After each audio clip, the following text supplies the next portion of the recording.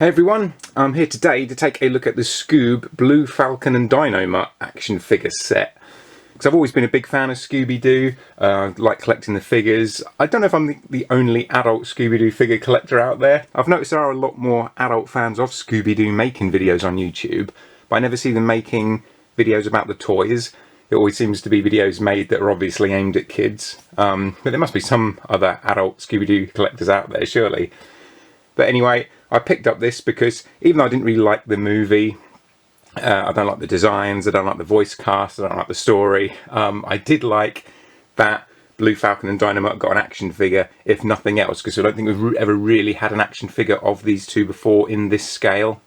So it's quite exciting to get some new characters added to the line. Into packaging wise, it very much matches the packaging that we got for the 50th anniversary line last year. These twin packs, it's the same size and scale of packaging. It's the resealable packaging where you just open it at the top, you can pull the figures out, put them back in if you want to, so that's quite good for collectors who might want to keep the packaging for display purposes. But this time, instead of having the animated designs like we've got there, we've got the CGI designs instead of the cell animated designs, I should say. So the actual design on the box is different, but the design of the box is the same. And on the back you've got a picture of all the characters from the movie and their CGI designs, and then a picture of the toy itself. And you see here, compared to the older packaging design, which wasn't resealable and was quite a bit bigger, even though you'd only get one figure, even though you get two now in a pack. But you did used to get accessories though with the original figure releases from years ago. And now for the figures themselves. Now the Blue Falcon figure is really nice, got a great amount of detailing on him and texturing. Got quite a good articulation really for the size as well. It's about the same kind of league as a 90s action figure, like a 90s Toy Biz Marvel figure. You've got the articulation there at the hips, which goes up a bit, but not too far. It's a bit hindered there, but it goes up a little bit. You've got knee joints there, which are also a bit hindered. That's the only thing. You can see that's pretty much as far as you can get those joints to go. They don't move that far, so it looks good with the articulation, but you probably couldn't get him in a seated position in a car or like a Batmobile type car or anything. The arm articulation, you know, they go up and down, and the elbows all move fine, nothing wrong with that articulation, and the head will go from side to side and all the way around if you forced it, but really all you need is it for it to go from side to side like that. He's got this solid plastic cape, which is a bit too solid, like it's really hard plastic, so that can get in the way a bit. It would be nice if that was a bit softer. It'd be nice if it's kind of spread out more as well. It's a very narrow cape going down. But the figure looks great. You can see here the close-up, all the detail and the kind of feathered design on his armour. It's a really great update of the Blue Falcon design actually, to make him look more modern and more like you would see in an actual live action film with all that texturing of the armour. You can see on the lighter blue parts as well, there are lines going all the way down that make it look like armour as well. I don't know if they're shown up so well on the camera. Then you've got like his utility belt there, the Falcon logo. Really is a nice design and a nice sculpt job. And the head with the kind of falcon design on the headdress to look like a bird with his face coming out of the mouth. And the interesting thing about this figure is that in America, I think the Scooby-Doo figures are about an inch taller. So for the UK, we've got our own mould and sculpt of the character, which is different to the American release. The American release is an inch taller. It also doesn't have the elbow or knee articulation from what I can see. But even though we got a new sculpt for Blue Falcon to make him shorter and more in line, more in scale with the rest of the Scooby-Doo action figures from previous years, the Dynomutt figure that we got is actually the American release, which is a bit taller. So compared to Blue Falcon, he does actually look quite tall. And this Dynomutt looks a lot different from the original, but I actually much prefer this design for him. He looks far more like an actual cyborg dog. And it doesn't really hurt too much that he is maybe a bit tall and out of scale, because once again, he's a cyborg dog, so maybe he would be bigger. But you can kind of see how tall he looks next to Blue Falcon.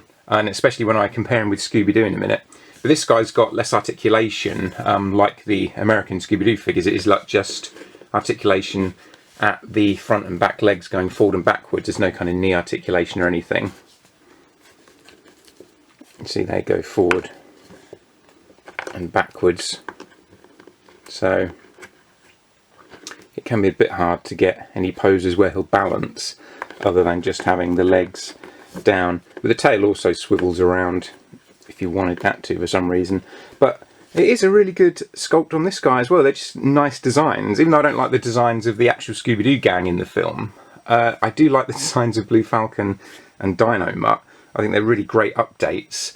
Dynomutt especially has been just completely overhauled to make him look like a robot dog.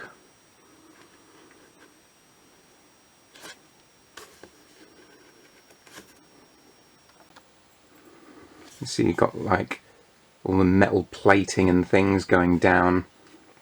Very square robotic hips and thighs there. The Dynomutt logo on the front, like a collar. And kind of green up around his face like the old mask in the old design. I'm glad he doesn't have the cape, you know, it kind of looked a bit goofy. They've just made him look like a more serious character really. But he's still got the design cues of the original costume with the green parts where they were on the original, and you know his feet are green here where he had green boots in the original. I do like the sculpting on the feet as well. Very good Robo Dog kind of look. He has got a bit of a RoboCop vibe if RoboCop was a dog. Very vibrant looking, which is always nice. Now for some comparisons.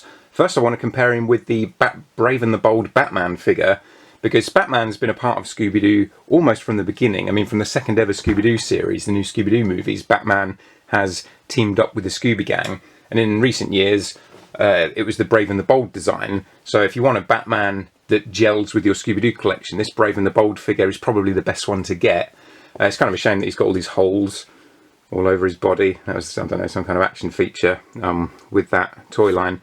But if you just compare him with Blue Falcon, I think they look quite good together. They look like they would be part of the same animated series and design. Batman unfortunately doesn't have the knee articulation, and he is ever so slightly shorter, which maybe isn't quite to scale, but I think he's the best you're going to get if you did want a Batman for your Scooby-Doo collection. And I do quite like how they look together. And here he is with the Scooby Gang, Mystery Incorporated. And you see he's taller than the kids, which he should be. But you can see how much bigger Dynomutt is compared to Scooby-Doo. Whereas I think they should probably be about the same height. But like I say, he's a cyborg dog, so it kind of works for me that he is taller than Scooby-Doo now.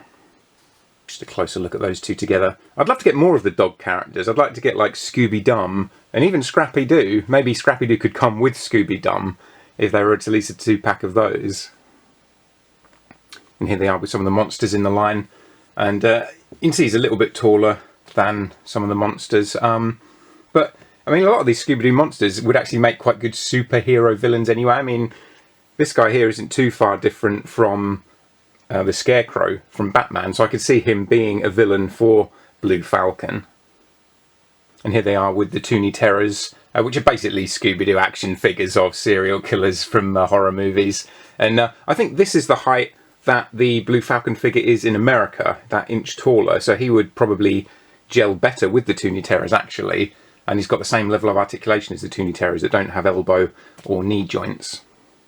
Thanks for joining me to look at Blue Falcon and Dynomutt. I always like getting new Scooby-Doo figures. I like getting them all out at Halloween with my Ghostbuster figures and my Tales from the Crypt Keeper figures, so it's nice getting a new character finally, because it's not often they really release any new characters in the line very much. It tends to be the same monsters all the time, but I'd love to get some more of the classic monsters like the Mad Doctor and the No-Face Zombie would be great to get.